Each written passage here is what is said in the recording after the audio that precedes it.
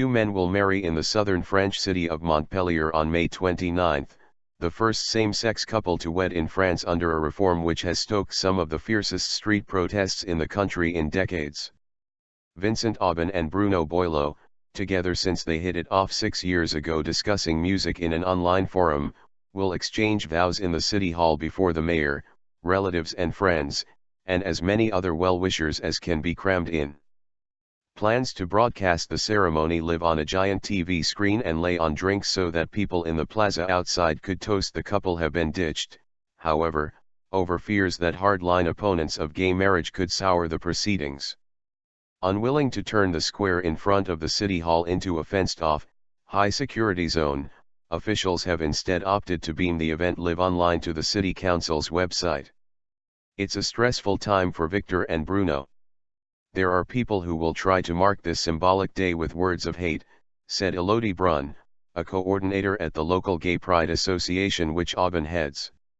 Brun will be a witness to the nuptials and sign the first ever marriage registry entry for two people of the same sex in a nation both predominantly Roman Catholic and fiercely attached to separating church and state.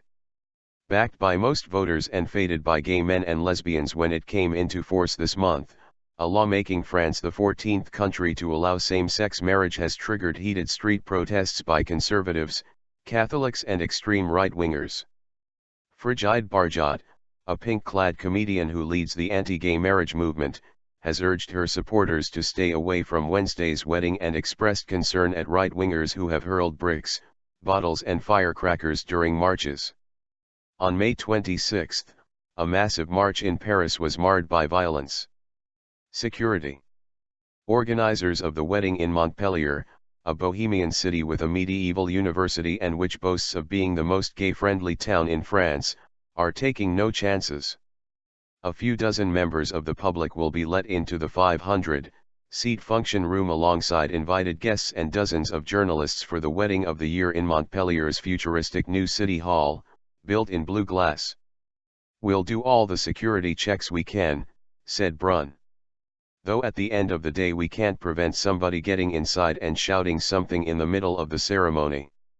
Aubin, 40, and Boileau, 29, were the first gay couple to apply to marry as Socialist President François Hollande was pushing through the law granting equal marriage and adoption rights that go beyond existing rules for civil partnerships.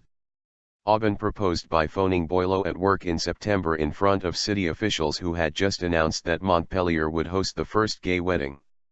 Boileau, put publicly on the spot via speakerphone, was taken by surprise. But he said yes.